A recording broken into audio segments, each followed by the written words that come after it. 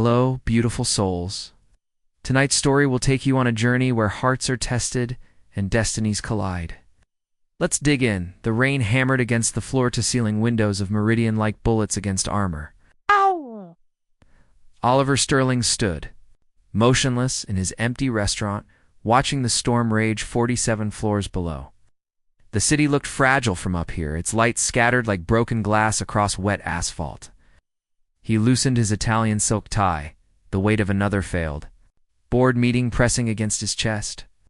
Sterling Innovations stock had plummeted 12% today. The renewable energy patents he'd spent 5 years developing were being challenged in court by his former business partner, Marcus Webb. The man who'd once called him brother was now systematically destroying everything Oliver had built. Sir. His hostess, Carolyn, appeared at his elbow. The last reservation canceled due to the storm. Should we close early? Oliver nodded absently. The restaurant felt like a mausoleum tonight anyway. As Caroline began dimming the lights, a figure caught his attention. A woman sat alone at table 12, completely absorbed in a thick book, oblivious to the chaos outside. She wore a simple black sweater that hugged her shoulders, her dark hair falling in waves that caught the candlelight. While everyone else had fled the storm, she remained perfectly still, like the eye of a hurricane. Miss Oliver approached. Her table, his footsteps echoing in the empty space, closing due to the weather. She looked up, revealing eyes the color of storm clouds, fierce and unreadable. I'm waiting for someone. The storm is getting worse. It's not safe, either. Is going home. The words slipped out before she could stop them, and something raw flickered across her face. She closed the book with trembling fingers. I'm sorry, I'll leave. Oliver found himself sitting across from her instead of walking away. Hey, what's your name, Alina? She studied his face with the intensity of someone who'd learned to read people's intentions in their eyes. You're him, aren't you? The owner, Oliver Sterling. He extended his hand, noting the small scar across her knuckles when she shook it. Who are you waiting for? Elena's laugh was bitter music. My lawyer, divorce papers. She gestured too, a manila envelope beside her book. Funny how 7 years of marriage fits into a few pages. Lightning split the sky outside, illuminating her face for one electric moment. Oliver saw something in her expression that mirrored his own exhaustion. The particular kind of weariness that came from being betrayed by someone you'd trusted completely. What did he do? The question escaped before Oliver could filter it. He stole everything. Elena's voice was steady, but her hands clenched. My research, my patents, my laboratory. Put it all in his name while I was in the hospital recovering. From the car accident he caused. She touched her collarbone absently, where Oliver could see the faint edge of a scar. Turns out love makes you blind to a lot of things. Oliver felt something cold settle in his stomach. What kind of research? Biomedical engineering? Developed a new type of prosthetic neural interface. Elena's eyes hardened. My husband made sure I'd never see a penny from it. The irony hit Oliver like a physical blow. Here was a woman whose life had been destroyed by the same kind of betrayal that was currently unraveling his own world. Your husband wouldn't happen to be Marcus Webb, would it? Elena's face went white. Ow. Do you know that name? Because Oliver said quietly, he's doing the same thing to me. Lena stared at Oliver as if he'd materialized from her nightmares. You know Marcus? We were business partners for 8 years. Oliver's jaw tightened. He walked away with half my company's intellectual property and filed injunctions against the other half. Claims I stole his ideas. The renewable energy patents. Lena's voice was barely a whisper. He bragged about them during the divorce proceedings. Said they'd make him richer than God. Thunder crashed overhead, but neither of them flinched. They sat in the candlelit restaurant like conspirators planning a revolution. Bound by the shared wound Marcus Webb had carved into both their lives. How long were you married? Oliver asked. 7 years? You partners for 8? Oliver poured wine from an abandoned bottle on the next table. Did he always lie, or did we just stop paying attention? Lena accepted the glass, her fingers brushing his. The contact sent electricity through Oliver's entire nervous system. He was charming at first, supportive, said he believed in my work when nobody else did. She took a sip, wincing. The night of the accident, I found him in my lab copying files. When I confronted him, He got in his car and drove off. What happened? He ran a red light. I tried to stop, but the rain. Elena touched her collarbone again. Woke up 3 weeks later to divorce papers and a restraining order. Apparently, I was stalking him. Oliver felt rage building in his chest, white-hot and dangerous. The neural interface research? Is it viable? It's more than viable. It could revolutionize prosthetics, treat paralysis, even restore damaged neural pathways. Elena's eyes blazed with passion. But now it's locked away in Marcus's patent portfolio, collecting dust while he focuses on your renewable energy work. What if I told you there might be a way to get it back? Elena set down her wine glass with deliberate care. I'd say you're either very brave or completely insane. Maybe both. Oliver leaned forward. I've been investigating Marcus for months. Paper trails, financial records, communication logs. He's been sloppy, Elena. Arrogant. What kind of paper trails? The kind that prove he stole from both of us? Oliver pulled out his phone, showing her a series of documents. These are time-stamped files from his computer dating back 3 years. Your biomedical research, my renewable energy prototypes, even work from 2 other companies he's been quietly acquiring. Elena studied the screen, her breathing growing rapid. This could destroy him, completely. But if we use this, it becomes a war. He has resources, connections, an entire legal team. Elena met Oliver's eyes. Are you prepared for what that means? Oliver thought about the empty penthouse waiting for him. The hollow success that Marcus's betrayal had revealed as meaningless. Then he looked at Elena, this brilliant woman whose life had been shattered by the same man who'd torn apart his own world. I've been preparing for this war since the day he walked out of my office with half my life's work. Oliver reached across the table, covering her scarred hand with his. But I don't want to fight it alone. Elena stared at their joined hands. If we do this, there's no going back. He'll come after everything we have left, and we'd better make sure we destroy him first. Elena's smile was sharp as broken glass. My divorce lawyer is meeting me here in an hour. We could start tonight, Elena. Oliver's voice dropped low. Once we cross this line, we're not just business partners in revenge. This changes everything between us. She squeezed his hand, her storm gray eyes fierce with determination. Maybe everything needs to change. The elevator chimed in the distance. Elena tensed. That's either my lawyer or Marcus's private investigator. He's been having me followed. Oliver felt his blood turn to ice. How many people know you're here? Just my lawyer. Elena's face went pale. Oliver, what if it's not him? 3 months later, Elena stood in Oliver's penthouse office, her hands shaking as she held the final piece of evidence they needed.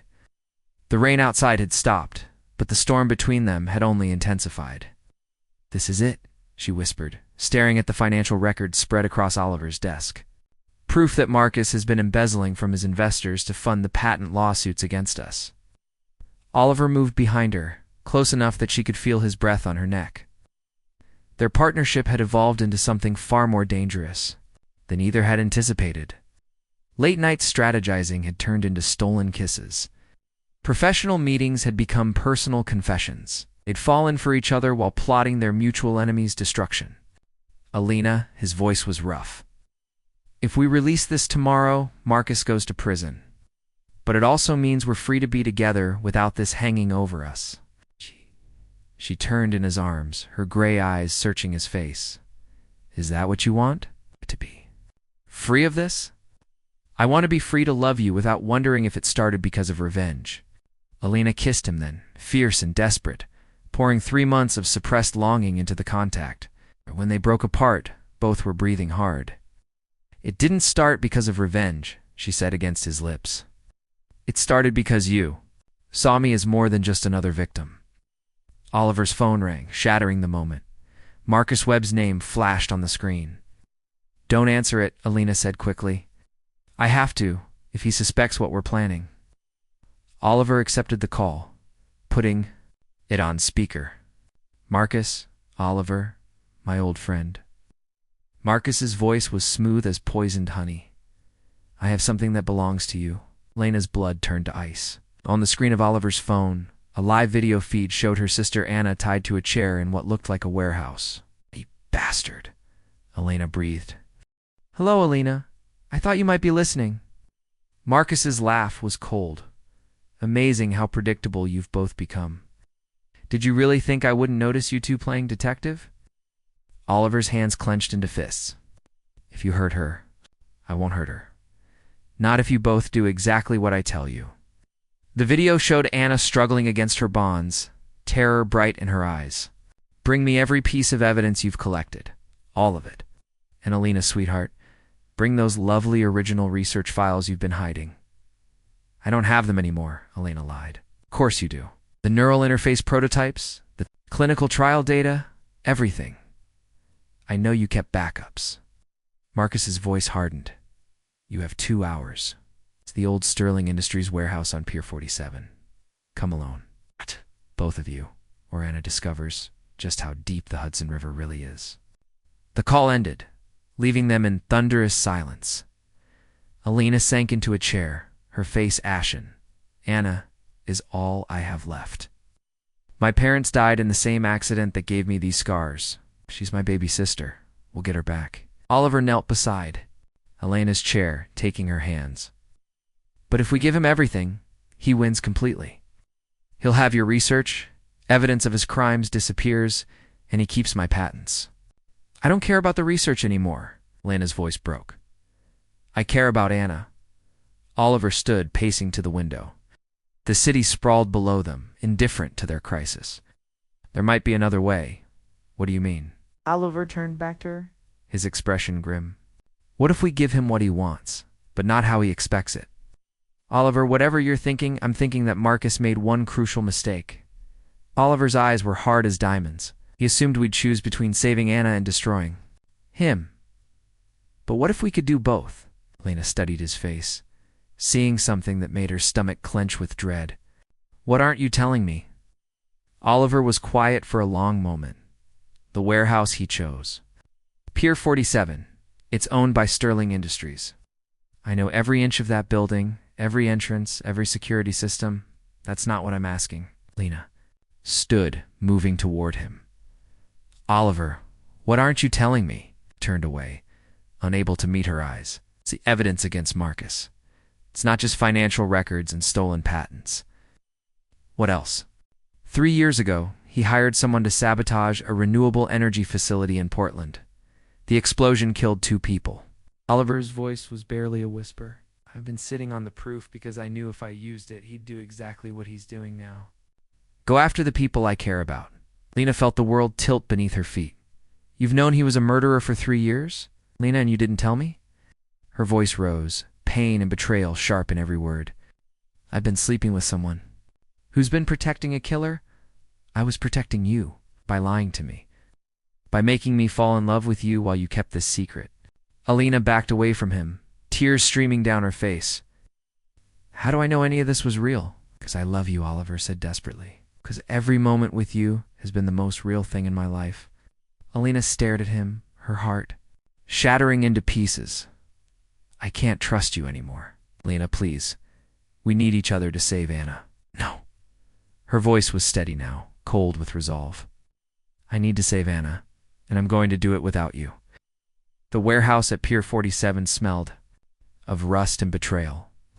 Elena stood in the center of the cavernous space, clutching a hard drive containing her life's work, while Marcus Webb circled her like a predator, savoring his kill. Anna sat bound 20 feet away, her eyes wide with terror, but alive. That was all Elena cared about now. "Came alone," Marcus observed, his voice echoing off the metal walls. "How refreshingly naive. Did what you asked." Elena held up the drive. "A neural interface research, all the backups, everything." "Go." "Oh, my dear Elena. After all these years, you still don't understand how this works." Marcus stopped in front of her, close enough that she could smell his expensive cologne mixed with something darker. "I don't just want your research. I want your silence." "What do you mean?" "I mean that unfortunate accident that gave you those lovely scars. It wasn't an accident." Marcus smiled, and Elena felt her world crumble. I needed you out of the way so I could claim your work.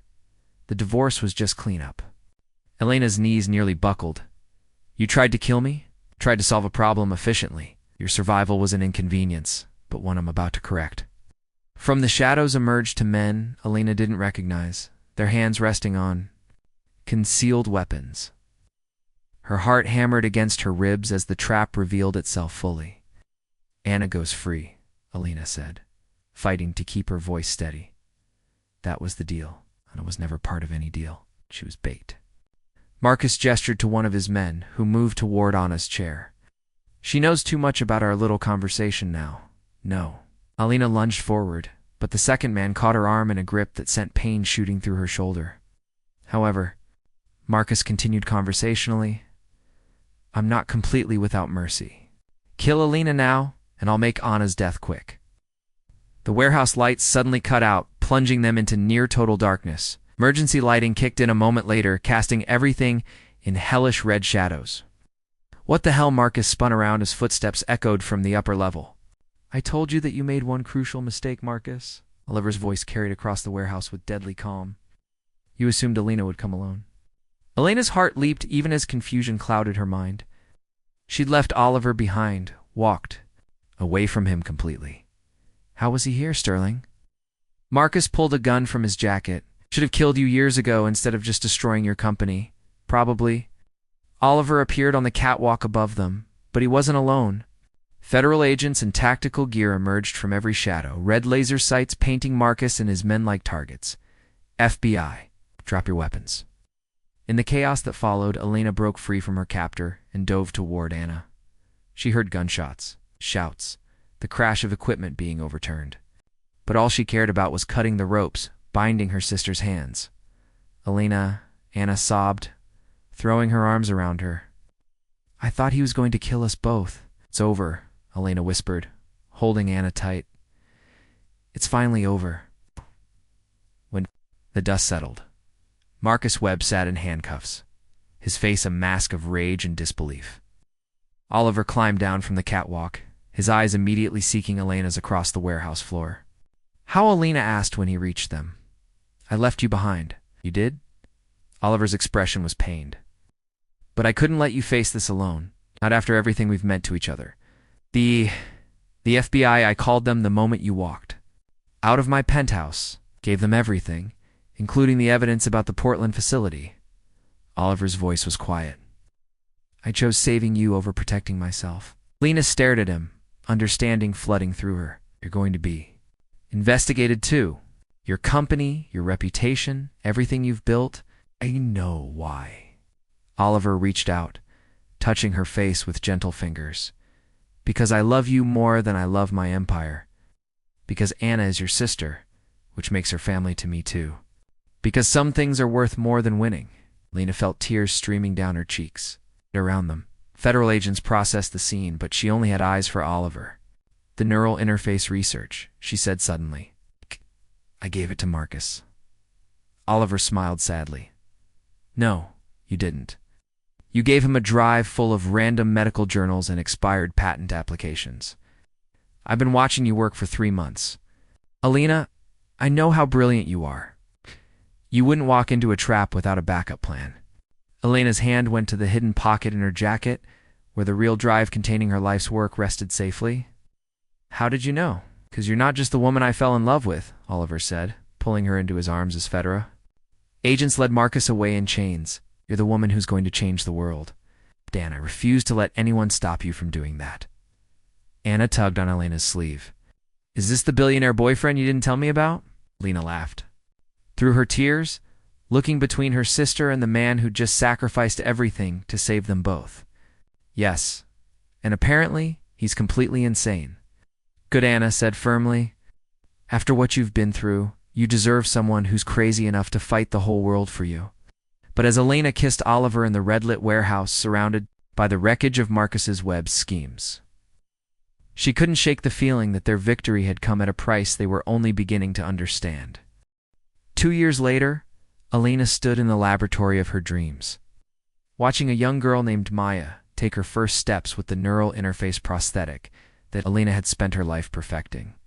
The child's laughter echoed off the pristine walls of the Harper Sterling Research Institute, a sound more beautiful than any symphony. "Dr. Harper," Maya called out, her new legs responding perfectly to her brain's commands.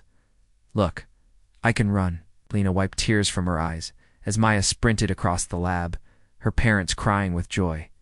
Through the observation window, she could see Oliver in the adjacent facility, working with a team of engineers on the renewable energy systems that now powered half the city's hospitals free of charge. The federal investigation had indeed cost them everything they'd originally built. Oliver's company had been dissolved, his assets frozen for 18 months while prosecutors untangled Marcus's web of corruption. Lena had lost her original research funding and faced her own legal battles. But from the ashes of their old lives, they'd built something neither could have imagined alone. Alina. Oliver appeared in the doorway, his shirt sleeves rolled up, his hair mussed from a long day of work. Even now, 2 years after that night in the warehouse, her heart still skipped when she saw him. "How's the power grid integration coming?" she asked, not taking her eyes off Maya, who was now teaching her mother how to skip. "Ahead of schedule. The hospital in Queens will be fully off-grid by next month." Oliver moved to stand behind her, his arms encircling her waist. "How about you? Any regrets about turning down the pharmaceutical company offers?" Alina leaned back against him, thinking of the dozen corporate buyout offers they'd rejected. Offers that would have made them both wealthy beyond measure, but would have locked her research away in patent portfolios. Unavailable to children like Maya. "Not for a second," she said firmly. "Even though we're living in a 2-bedroom apartment instead of a penthouse, especially because of that." Lena turned in his arms, studying the face she'd grown to love in all its moods and expressions. "Do you regret giving up your empire?" Oliver kissed her forehead, his lips lingering against her skin. "My empire was built on Marcus's web's foundation. This is built on something real." Through the window, they could see Anna and the children's wing reading to a group of kids waiting for their own prosthetic procedures.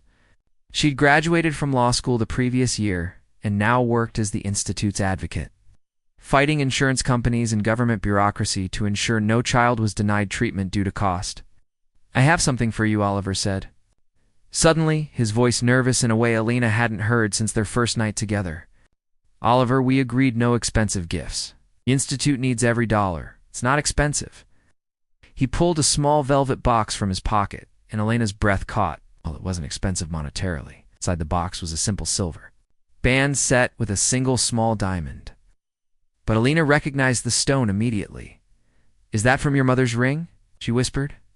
"The only thing the government didn't seize." Oliver's hand shook slightly as he took the ring from the box.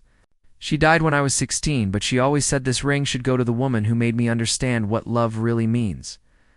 Alina felt tears streaming down her face. "Oliver, I know we've already built a life together. I know we don't. Need a piece of paper or a ceremony to prove what we have?" Oliver dropped to one knee in the middle of their laboratory, surrounded by the work they'd poured their hearts into. "Thought. But I want to promise you something officially." "What?" "No matter what storms come, no matter what we lose or gain, I will never stop choosing you. I will never stop fighting for the life we're building together." Oliver's voice broke slightly. "Alina Harper, will you marry me?" Alina looked around the lab at the children learning to walk again, at the clean energy systems humming quietly. In the background, at Anna teaching kids to read through the window. This wasn't the empire she dreamed of as a young scientist, or the wealth Oliver had accumulated as a tech mogul. It was better. "Yes," she said, sinking to her knees in front of him, "but I have a condition. Anything." "The wedding is here, in the lab, with Maya and Anna and all the kids." Alina kissed him as he slipped the ring onto her finger. "I want to get married in the place where we learn that love isn't about what you can build for yourself." "What's it about?" Oliver asked against her lips. Alina smiled, thinking of Maya's laughter, of Anna's determination, of the children who would walk again because of their work. "It's about what you're willing to sacrifice for others." 6 months later, they were married in the Harper Sterling Research Institute, surrounded by children, patients, engineers, and doctors. Maya served as ring bearer, walking confidently down the aisle on legs that responded to every thought. Anna officiated, having gotten ordained online specifically for the occasion. As Alina and Oliver exchanged vows they'd written themselves, promising to use their love as a foundation for healing others. Rain began to fall outside the laboratory windows. But this time, neither of them saw the storm as something to fear. They saw it as something that would make their garden grow. The end.